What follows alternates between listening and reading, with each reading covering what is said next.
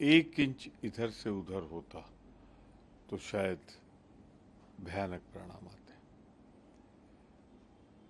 लोकतंत्र में हिंसा के लिए कोई जगह नहीं होती और सबसे बड़े देश में सबसे बड़ी सुरक्षा के बीच ये हिंसा चिंताजनक है।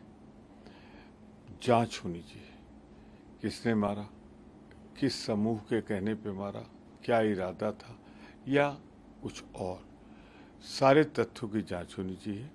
और मुझे पूरा भरोसा है कि आगे का चुनाव निरापद होगा, किसी तरह की हिंसा की गुंजाइश नहीं होगी।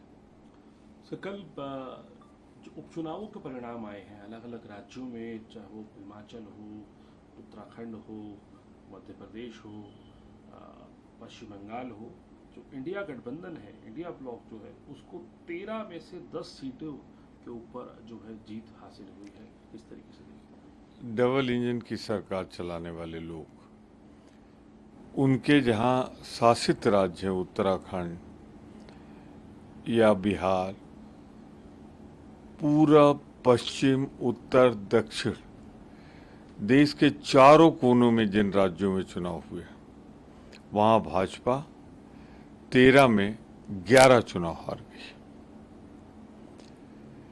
एक जो जीते भी हैं मध्य प्रदेश से, उस पर बड़ा भारी सवाल या निशान लगा है, बहुत कम अंतर से जीते हैं और डिमांड इन्होंने ठुकरा दी दोबारा काउंटिंग की, जबकि कम अंतर हो तो दोबारा काउंटिंग कराना चाहिए था। तो कुल मिलाकर अगर आप देखें तो एक संदेहास्पद और एक सीट ही क्लियर। तो यानी कि जनता ने मन बना लिया है कि अब भाजपा का फेंकना, झूठ बोलना, प्रधानमंत्री के झूठे वायदे, ये सब जनता ने ठुकरा दिया है।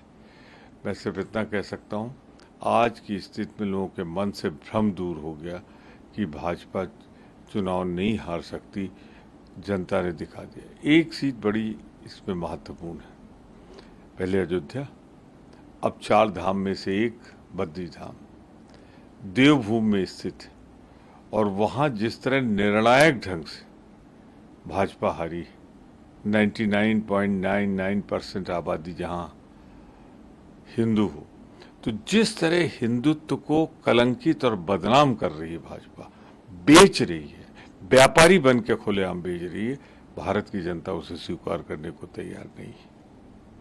सर, गृह मंत्रालय ने अमेंडमेंट करा है और जो एलजी है उनकी और पावर बढ़ा दी गई है जम्मू कश्मीर के अंदर। उसको किस तरीके से देखते हैं आप? क्योंकि पीडीपी हो, वो कह रहे हैं कि इस तरीके के ऑर्डिनेंस लाकर जो है ताकतें छीनी जा रही हैं और जो पावरफुल हुआ करता था जम्मू कश्मीर असेंबली, सब पूरे देश के अंदर, उसको कमज़ोर कर रहे हैं। पूर्ण राज्य है जम्मू कश्मीर, उसको आपने 3 सत्ता लगा के केंद्र शासित कर दिया। अब वहां पे जो केंद्र शासित सरकार आएगी उसके अधिकार सारे आपने काट दिए, तो एक निर्वाचित सरकार के पास तो कुछ रहेगा नहीं, ट्रांसफर नहीं, पोस्टिंग नहीं, हर चीज के लिए आपको दरवाजे पे खड़े होना पड़ेगा लेफ्टिनेंट गवर्नर के। तो वहां तो लोकतंत्र की हत्या का ताना बाना बुन लिया गया।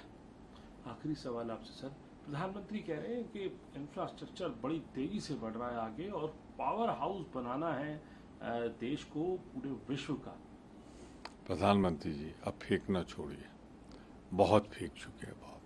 अरे 2014 की स्थिति लौटा दीजिए। जो आप पावर हाउस की बात कर रहे हैं ना, वहां पर जो जलती हुए बल्ब थे वो भी बुझा दिए आपने। बेरोजगारी 40 साल के दरवाजे पे दस्तक दे रही है, महंगाई 38 साल की। अरे कुछ तो रहम खाइए इस देश पे, आपसे नहीं चलने वाला ये।